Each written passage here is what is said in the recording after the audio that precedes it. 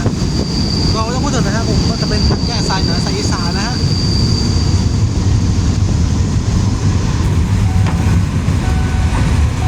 สถานีดองย่านางนะครับ